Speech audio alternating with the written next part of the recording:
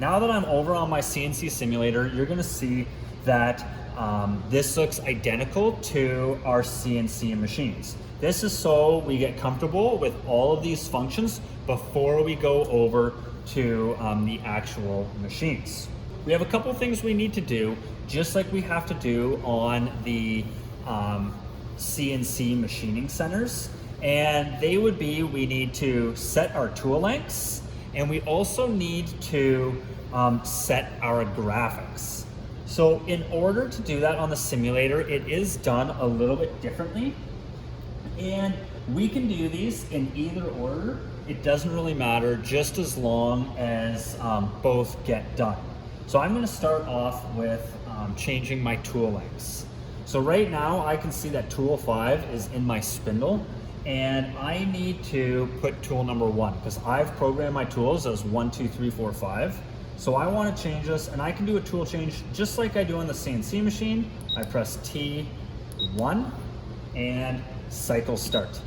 And now when we look at my screen, we can see that I have changed to T1. Now in order to access my tool length menu, I press F1.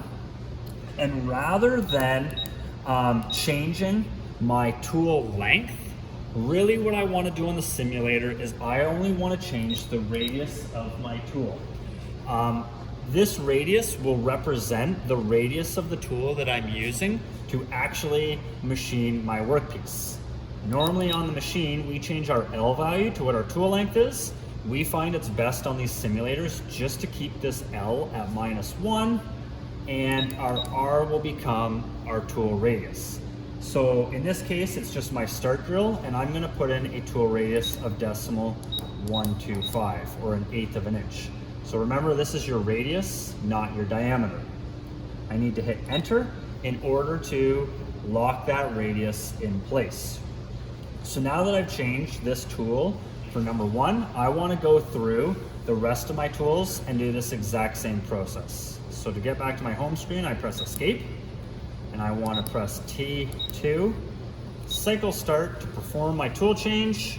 And again, I'm going to go back into my F1 menu. So this tool, according to my program, is my 5/16 drill. So I want to keep my L value at -1, and my radius for 5/16 will be decimal 157. After I've input this, I hit enter.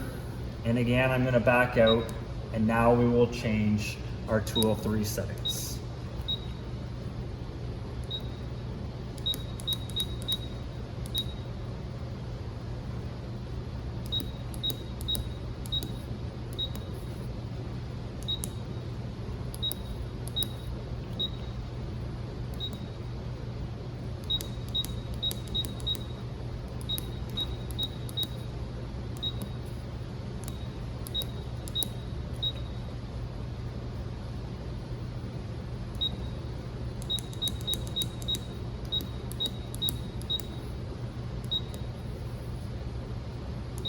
Now that we've finished setting our tool radiuses for our simulation, we need to set our graphics.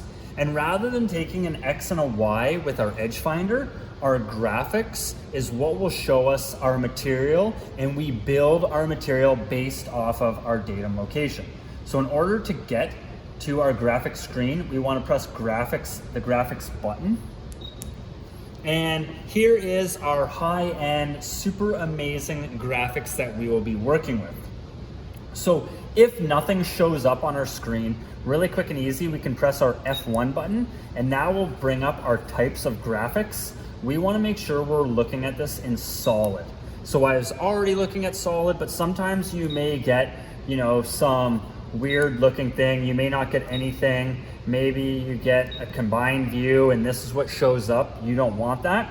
So it's F1 and we want solid. The next thing that we want to do is we want to change our display area. And our display area is really the biggest thing that we want to change.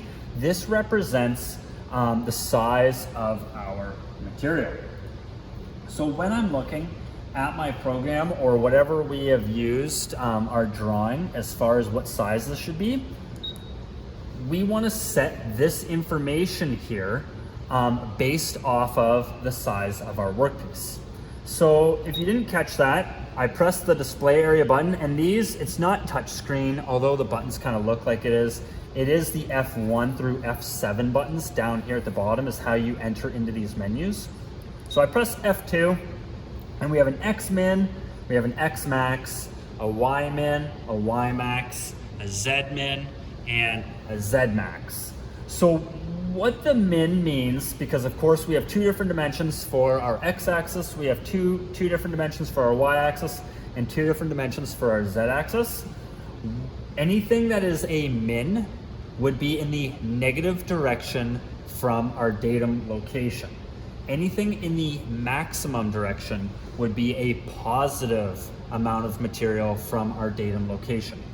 So when we look at my workpiece and we look at my my comments, I know that my datum is in the top left-hand corner. So that means that all of my material is to the right of my datum, and all of my material is below my x-axis line. So for my x minimum, I have no material to the left, all my material is to the right. So I want this to be x 4.0 because that's a lie.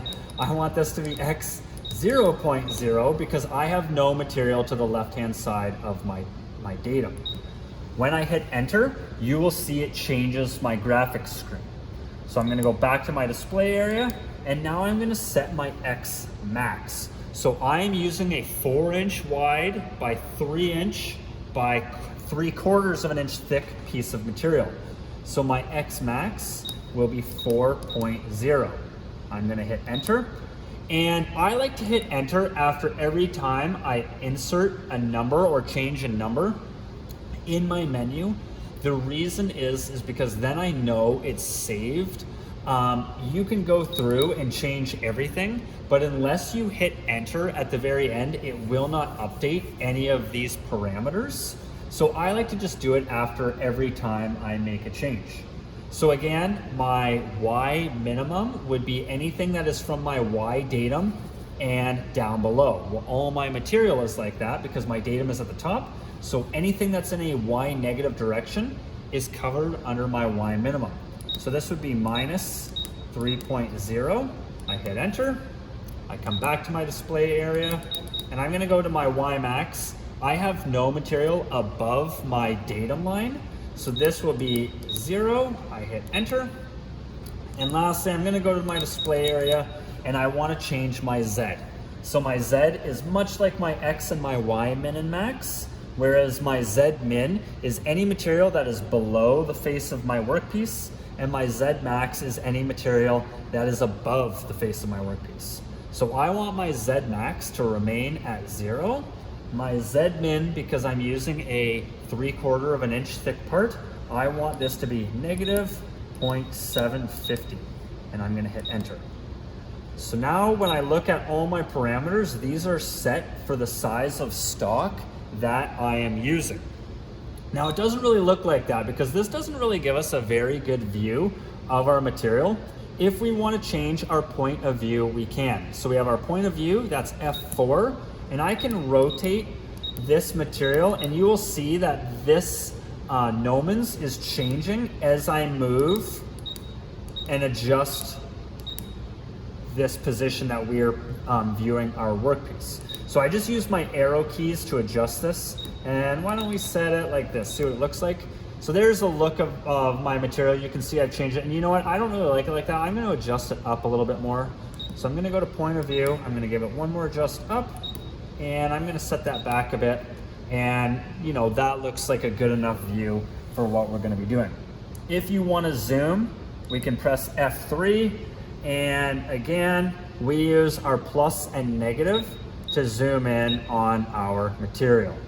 So sometimes that will change, sometimes it won't. It depends on how zoomed in on your material you're actually going to go.